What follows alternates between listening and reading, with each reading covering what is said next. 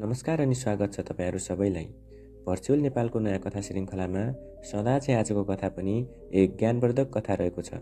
साथीहरू, कथालाई अन्तिमसम्म सुनेर साथ दिनुहोला। एउटा गाउँमा गोलु नामको केटा थियो। जस्तो उसको नाम थियो, स्वभाव पनि उस्तै थियो। एकदम इमान्दार, उसले धेरै सोच्दैनथ्यो। परिवारका सदस्य र अरूले जे भन्थे त्यही गर्थ्यो र आफूलाई जे लाग्थ्यो नसोचेर नै मानिसका अगाडि बोल्थ्यो। गोलुको घरको आर्थिक अवस्था निकै राम्रो थियो। उसको बुबासँग खेती गर्नको लागि पर्याप्त जमिन थियो, जसको कारण राम्रो आम्दानी हुन्थ्यो। गोलुका आमा बुबा धेरै दयालु स्वभावका थिए, तर मानिसहरूले उनीहरूको दयालु स्वभावको फाइदा उठाउँथे। गाउँलेहरूले बारम्बार आफ्ना आवश्यकताहरू सुनाउँथे र उनीहरूले अन्न र पैसा उधारो माग्थे, तर फिर्ता गर्न हिचकिचाउँथे र विभिन्न बहानाहरू बनाउँथे। गोलुका आमा बुबाले पनि उनीहरूको शान्त र दयालु स्वभावका कारण ऋण फिर्ता गर्न मानिसहरूलाई दबाब दिएनन्। यसरी उनीहरूको धेरै पैसा साथीभाइ, आफन्त र गाउँलेको ऋणमा अड्किएको थियो। यति हुँदाहुँदै पनि उनीहरूको अगाडि कोही आएनन्।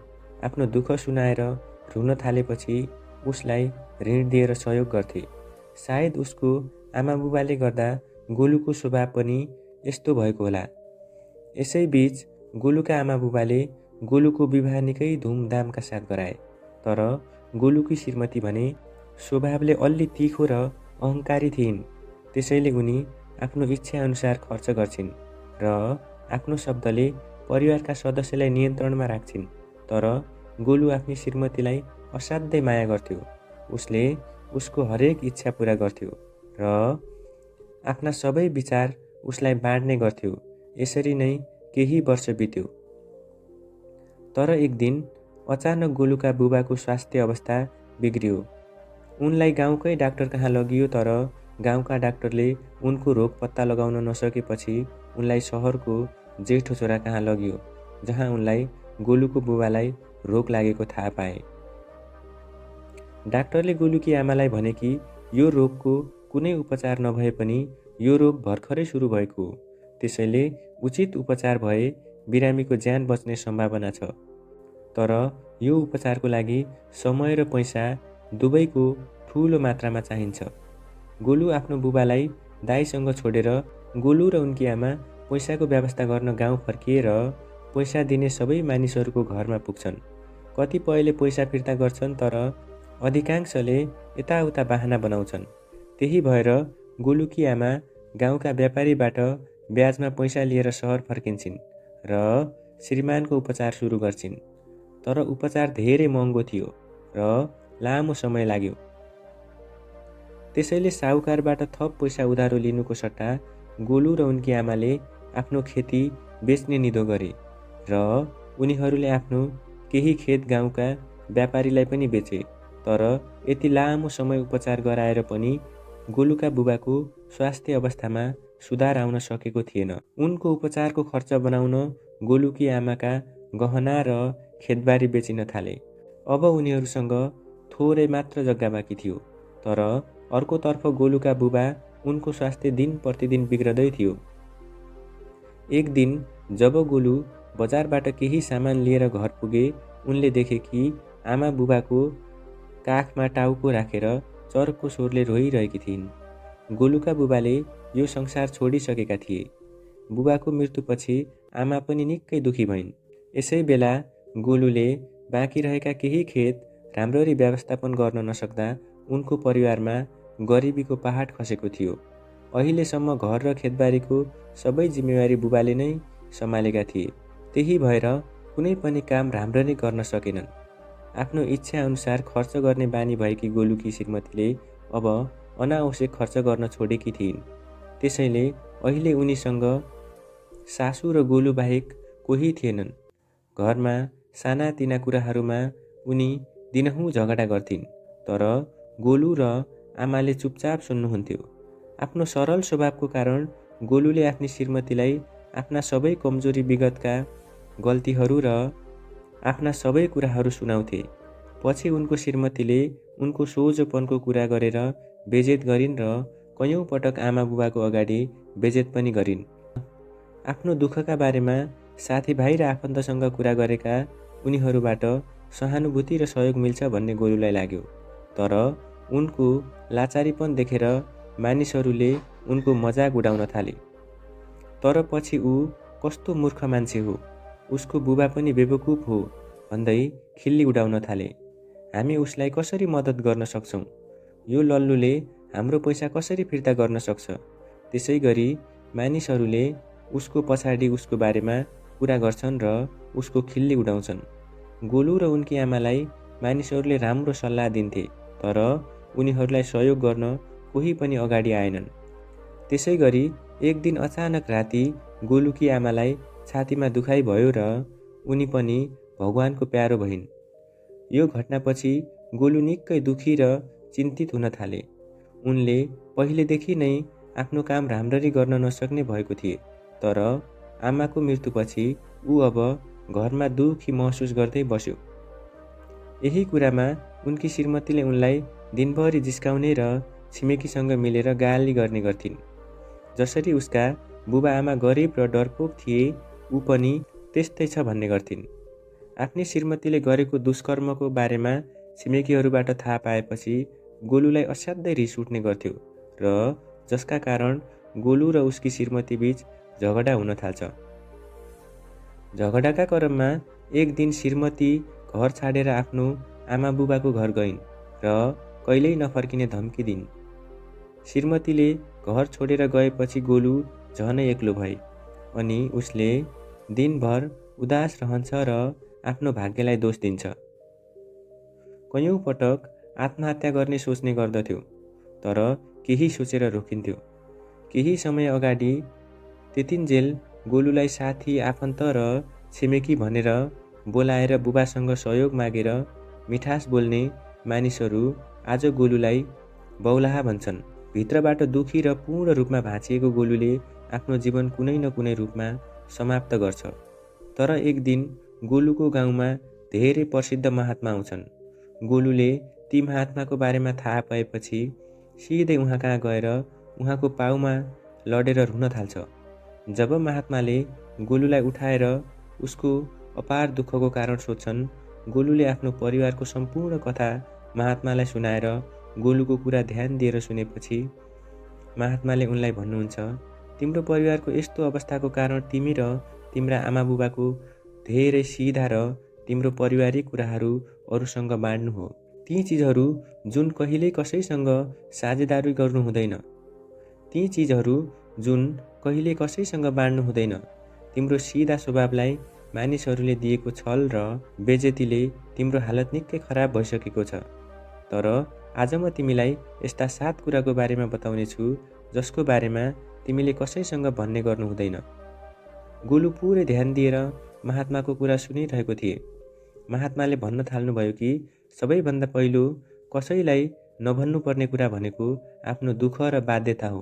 धेरै मानिसहरूको जीवनमा साना साना दुःख छन् र बाध्यता हुनासाथ तिनीहरूले यसलाई अरूलाई सुनाउन थाल्छन्। तर के हामी आफ्नो दुःख र असहायता अरूलाई सुनाएर त्यो दुःखबाट मुक्त हुन्छौँ? होइन, पटक्कै होइन।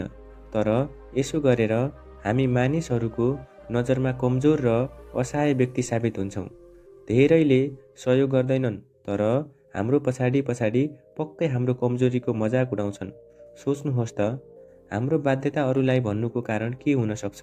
या त उनीहरू आफ्नो कमजोरीको बारेमा बताई अर्को व्यक्तिको सहानुभूति प्राप्त गर्न चाहन्छन्, वा तपाईँ उनीहरूबाट कुनै प्रकारको आर्थिक सहयोग चाहनुहुन्छ। तर यदि कसैले सहयोग गरे पनि बदलामा तपाईँबाट अझ ठुलो सहयोगको अपेक्षा गर्नेछ र यदि तपाईँले उसलाई सहयोग गर्न सकेन भने उसले मनमा तपाईँलाई आफ्नो शत्रु मान्न थाल्छ।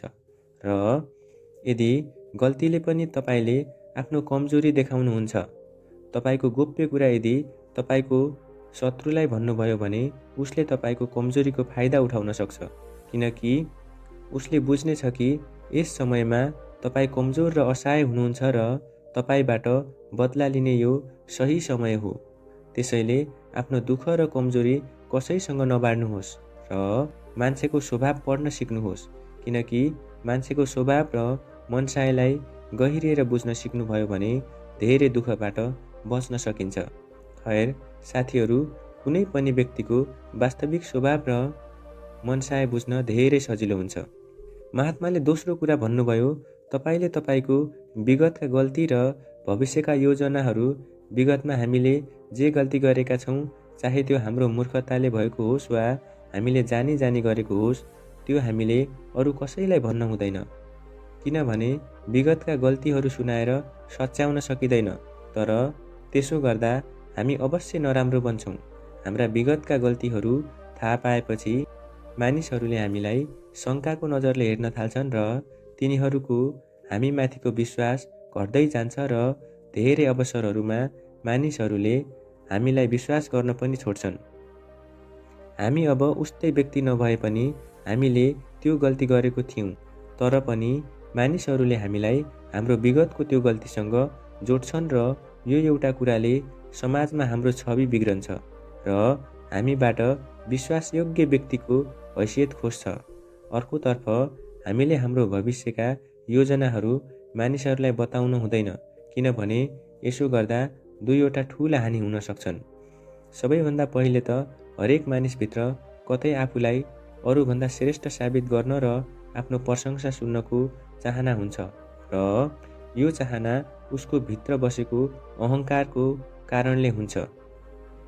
त्यसैले प्राय हरेक व्यक्तिहरू आफ्नो भित्रको यो अहङ्कारलाई पूरा गर्न धेरै मेहनत गर्छन्, ठुला लक्ष्यहरू बनाउँछन् र त्यसपछि ती लक्ष्यहरू प्राप्त गर्न योजना बनाउँछन्।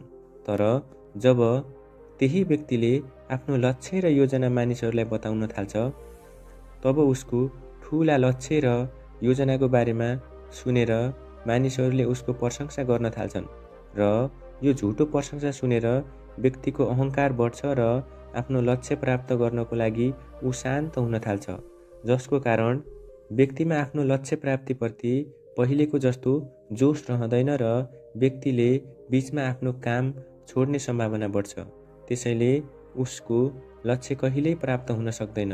त्यसका कारण तपाईले सधैँ काम पूरा भएपछि मात्र मानिसहरूलाई बताउनुपर्छ र जे भए पनि आफ्नो योजनाको बारेमा बताउनुको कुनै अर्थ छैन, जुन हाम्रो योजनाको हिस्सा होइन। समय अगावै हाम्रा योजनाहरूको बारेमा बताउनुको अर्को बेफाइदा यो हो कि मानिसहरूले हाम्रा योजनाहरू पूरा हुन दिँदैनन्, किनभने कोही पनि अरू व्यक्ति अघि बढेको हेर्न चाहँदैनन्। तसर्थ जब मानिसहरूले तपाईको लक्ष्य र योजनाहरूको बारेमा थाहा पाउँछन्, उनीहरूले तपाईलाई पछाडि तान्ने प्रयास गर्नेछन्। तपाईलाई अहिलेसम्म सहयोग गर्ने व्यक्तिहरू पनि तपाईका साथीहरू र आफन्तहरू पछि हट्नेछन् र तपाईलाई बिरानो बनाउनेछन्। मानिसहरूले तपाईको योजनाको बारेमा थाहा पाउँछन् भने पक्कै पनि तपाईको योजना असफल पार्ने प्रयास गर्नेछन्। त्यसैले आफ्नो विगतका गल्तीहरू र भविष्यका योजनाहरू सधैँ गोप्य राख्नुपर्छ। महात्माले तेस्रो कुरा भने, जुन आफ्नो घरसँग सम्बन्धित कुराहरू कसैलाई नभन्नु। हाम्रो घरमा आमा बुबा, छोराछोरी, सासु बुहारी वा श्रीमान श्रीमती बीच के भइरहेको छ, यो कुरा हामीले कसैलाई भन्न हुँदैन, किनभने घरमा सानो झगडा वा झगडा भएपछि हामी रिसाएर अरूलाई आफ्नो परिवारको बारेमा नराम्रो कुरा गर्न थाल्छौँ। तर त्यो बेला हामी यो बिर्सन्छौँ कि हाम्रो कुरा सुन्ने व्यक्ति हाम्रो लागि जिम्मेवार हो। उसले हामीलाई अपमानित गर्न सक्छ वा मानिसहरूको अगाडि हामीलाई अपमानित गर्न सक्छ र जे होस्, जब हामी हाम्रो घरेलु मामिलाहरू मानिसहरूको अगाडि बताउन थाल्छौँ, तब मानिसहरूले हाम्रो घरेलु मामिलामा प्रवेश गर्ने मौका पाउँछन् र आवश्यक परे हाम्रो घरेलु कलहको फाइदा पनि लिन्छ। यसबाहेक परिवारका सदस्यले थाहा पाएपछि परिवारको कुनै सदस्यले नराम्रो बोल्दा उसलाई धेरै नराम्रो लाग्छ र यसका कारण घरमा झगडा हुन थाल्छ। सासु र बुहारी र श्रीमान श्रीमती बीचको झगडा प्राय साथीभाइ, आफन्त र छिमेकीलाई एकअर्कालाई नराम्रो बोल्ने कारणले मात्र हुने गर्छ। त्यसैले परिवारका सदस्यको तारिफ गर्न नसके अरू कसैलाई पनि नराम्रो भन्नु हुँदैन। महात्माले चौथो कुरा भन्नुभयो, जुन कसैलाई नभन्नु, त्यो हो आफ्नो कमजोरी र शक्ति। सबैभन्दा पहिले त धेरै जसो मानिसहरूलाई आफ्नो कमजोरी र बलको बारेमा थाहा हुँदैन र यदि तपाईँलाई आफ्नो कमजोरी र शक्तिको बारेमा थाहा हुन्छ भने तपाईँ वास्तवमा धेरै बुद्धिमान व्यक्ति हुनुहुन्छ। तर अरूको अगाडि आफ्नो कमजोरी र शक्तिको बारेमा थाहा छैन कसैलाई नभन्नुहोस्। तपाईँको शत्रुलाई तपाईँको सबैभन्दा ठुलो शक्ति थाहा भयो भने त्यो तपाईँको सबैभन्दा ठुलो शक्ति रहँदैन, किनभने तपाईँको त्यो शक्तिमा तपाईँका शत्रुहरूले कुनै न कुनै बाटो खोज्छन् र यदि तपाईँको सबैभन्दा ठुलो कमजोरी पनि मानिसहरू सामु प्रकट हुन्छ, ती मानिसहरूले आफ्नो कुरा बुझाउनको लागि तपाईँको कमजोरीलाई आक्रमण गर्नेछन् र तपाईँ आफ्नो सबै कमजोरी भन्न बाध्य हुनुहुनेछ। तपाईँले अर्को व्यक्तिले भनेको कुरा स्वीकार गर्नुपर्छ, त्यसैले आफ्नो कमजोरी कसैलाई भन्नु हुँदैन। पति पत्नी आफ्नी श्रीमतीको विरुद्धमा हुनुहुँदैन, पति पनि आफ्नी श्रीमतीको विरुद्धमा हुनुहुँदैन र पत्नी पनि पतिको विरुद्धमा हुनुहुँदैन, किनकि आवश्यक परेमा उनीहरूले एक अर्काको कमजोरीको फाइदा उठाएर आफ्ना कुरा बुझाउन सक्छन् र यदि पत्नीलाई आफ्नो पतिको कमजोरी थाहा छ भने पति सधैँ अधीनमा रहनुपर्छ र यसको विपरीत सत्य पनि उस्तै छ। महात्माले पाँचौं कुरा भन्नुभयो, तपाईले आफ्नो आम्दानी र धनको बारेमा कसैलाई भन्न हुँदैन। यो अब आफ्नो आम्दानी कसैलाई भन्नुको कारण के हुन सक्छ? त्यसैले यसका दुईवटा ठूला कारण छन्। पहिलो, हाम्रो आम्दानी कम छ र मानिसहरूले थाहा पाए भने उनीहरूले हामीलाई आवश्यक पर्दा आर्थिक रूपमा कहिल्यै सहयोग गर्दैनन् र हामीबाट भाग्नेछन्, किनकि समाजका हरेक व्यक्ति गरिबलाई आर्थिक सहयोग गर्न डराउँछन्। आम्दानी कम भएको भन्दै उनीहरू डराउँछन् उसले कसरी पैसा फिर्ता गर्छ। साथै हाम्रो आम्दानीको बारेमा थाहा पाएपछि मानिसहरूले हाम्रो हैसियत पनि अनुमान गर्छन् र त्यसपछि हामीलाई आदर गर्दैनन् र यदि आम्दानी धेरै कम भयो भने तिनीहरूले हाम्रो मजाक उडाउँछन्। तर अर्कोतर्फ यदि तपाईको आम्दानी धेरै छ र मानिसहरूलाई यसको बारेमा थाहा छ भने तिनीहरू सानो आवश्यकतामा पनि आर्थिक सहयोग माग्न तपाईँ कहाँ आउने छन् र यदि कुनै कारणले तपाईले मद्दत गर्नुहुन्न भने तिनीहरूले यो व्यक्तिले हाम्रो मद्दत गरेन भनेर सोच्छन्। मद्दत गर्न सक्थ्यो तर उसले जानी जानी सहयोग गरेन। तसर्थ यसरी तपाईको उच्च आम्दानीले तपाईका साथीहरू र आफन्तहरूसँग कलह र झगडा निम्त्याउँछ। त्यसैले कमाई कम भयो भने मान्छेले जिस्काउने छ र धेरै भयो भने सबैले सहयोग माग्नेछ। त्यसैले आफ्नो पैसाको बारेमा कुरा नगर्नु नै बुद्धिमानी हो र शास्त्रमा यस्तो पनि भनिएको छ कि पतिले आफ्नी पत्नीलाई आफ्नो कमाईको बारेमा कहिल्यै पनि पूर्ण रूपमा भन्नु हुँदैन, किनभने यदि पत्नीलाई आफ्नो पतिको कमाईको बारेमा थाहा छैन भने यदि उसले थाहा पाउँछ भने आफ्नो कमाई आफ्नै अनुसार व्यवस्थापन गर्ने प्रयास गर्नेछ। उसले आफ्नो पैसामा आवश्यक भन्दा बढी नियन्त्रणमा जोड दिनेछ र आफ्नो पतिको सबै खर्चहरू रोक्ने प्रयास गर्नेछ। महात्माले उनलाई थप भने छैटौं कुरा भन्नुभयो, यदि कुनै कारणले तिमीलाई कतै अपमान गरिएको छ भने त्यस्तो कुरा कसैलाई भन्न हुँदैन।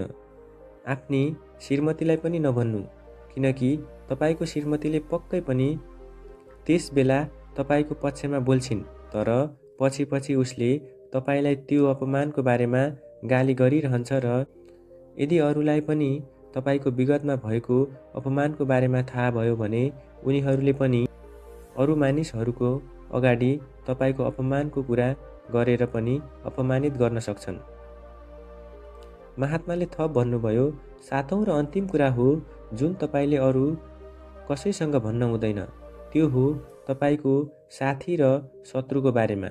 तर धेरै जसो मानिसलाई चासो छैन कि हाम्रो मित्र र शत्रु को हुन्, तर यो जानकारी हाम्रा लागि नराम्रो चाहनेहरूले दुरुपयोग गर्न सक्छन्। यदि हाम्रा शत्रुहरूले हाम्रा मित्रहरू को हुन् भनेर पत्ता लगाउँछन् भने खाँचोको समयमा हामीलाई साथ दिन सक्नेहरूले हाम्रा साथीहरूसँगको सम्बन्धलाई गहिरो बनाउन सक्छन् र उनीहरूलाई हामीबाट टाढा राख्छन् र उनीहरूलाई हाम्रो विरुद्धमा लैजान सक्छन् र यदि हाम्रा साथीहरूलाई हाम्रो सबैभन्दा ठुलो शत्रु को हो भनी थाहा छ भने भविष्यमा यदि कोही हाम्रो मित्र बन्न सक्छ। शत्रुले हाम्रा ती पुराना शत्रुसँग हामीलाई ठुलो नोक्सान पुर्याउन सक्छ। त्यसैले जताततै सबैको अगाडि आफ्नो मित्र र शत्रुको बारेमा भन्न हुँदैन। यति भनिसकेपछि महात्माजी चुपचाप बसे। गोलुको अनुहार हेर्न थाले। गोलुको आँखामा आँसु थियो, पश्चातापको आँसु थियो। आज पहिलो पटक उसले आफ्नी श्रीमती, साथीभाइ र गाउँलेलाई आफ्नो बारेमा सबै कुरा बताएकोमा ठुलो गल्तीको महसुस भयो र उसको यही अज्ञानताले सबैले उसलाई मूर्ख ठाने अनि उसको पत्नीले पनि उसलाई आदर गर्दैन र उसलाई छोडेर गइन्। तर त्यस दिन महात्माजीको अगाडि गोलुले मनमा निश्चय गरे कि आजदेखि आफ्नो गोप्य कुरा कसैलाई नभन्ने, आफूलाई शोषण हुन नदिने र ऊ एक जिम्मेवार र गम्भीर व्यक्ति बन्ने सक्दो प्रयास गर्नेछ भनी प्रतिज्ञा गर्यो। साथीहरू, मलाई आशा छ कि तपाईले यो कथाबाट राम्रो पाठ सिक्नुभयो। तपाईलाई यो कथा कस्तो लाग्यो हामीलाई कमेन्ट बक्समा कमेन्ट गरेर भन्न नभुल्नुहोस् र यो कथा आफ्ना साथीहरूलाई पनि सेयर गर्नुहोस् ताकि उनीहरूले पनि यस कथाबाट केही सिक्न सकुन्। साथीहरू, यदि तपाईँ यस युट्युब च्यानलमा नयाँ हुनुहुन्छ भने भिडियोलाई एक लाइक गरी च्यानललाई सब्स्क्राइब गर्न नभुल्नुहोला र यस्तै ज्ञानवर्धक कथामा फेरि भेट्ने बाचा गर्दै बिदा लिन चाहन्छु। हस्त, धन्यवाद।